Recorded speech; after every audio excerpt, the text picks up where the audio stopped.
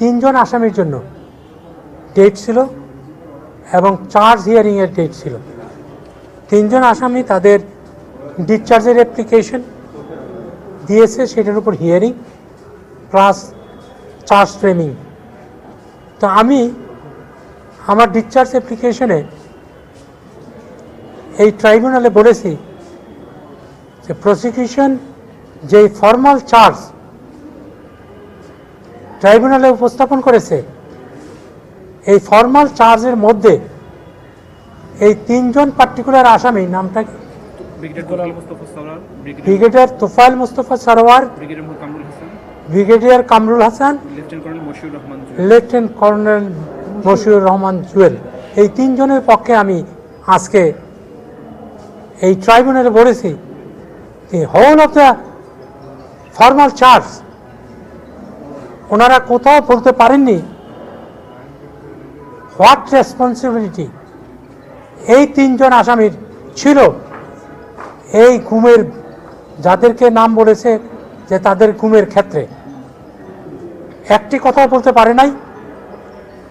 এবং আমি ট্রাইব্যুনালকে দেখিয়েছি যে এইখানে চার্জ ফ্রেম করতে হলে প্রসিকিউশনকে ফর্মাল চার্জে অ্যাকিউজডের বিরুদ্ধে অভিযোগ পিন পয়েন্ট আকারে করতে হবে।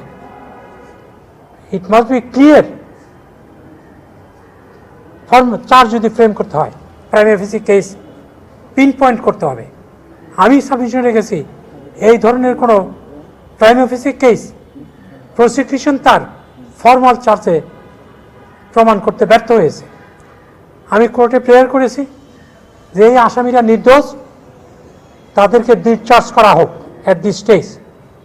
এবং আমি বলেছি যে আজকে যে চার্জ ফ্রেমিংয়ের যে ডেট ছিল, আমার ডিসচার্জ অ্যাপ্লিকেশন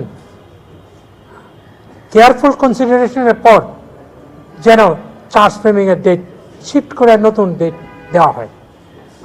ট্রাইব্যুনাল মেহরবানি করে 2 দিন পাশিয়ে দিয়েছেন। কত তারিখ? 23শে ডিসেম্বর চার্জ ফ্রেমিংয়ের ডেট ফিক্স করেছেন। এই হলো মূল বক্তব্য আর কি। Thank you. হ্যাঁ,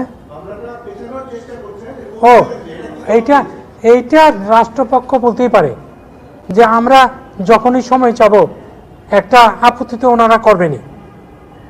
আর আইনে বলছে যদি প্রয়োজন হয় for ends of justice reasonable time should be given, এবং আইনকে সামনে রেখেই court has given the reasonable time 23 তারিখে ফিক্সড করেছে। Thank you all.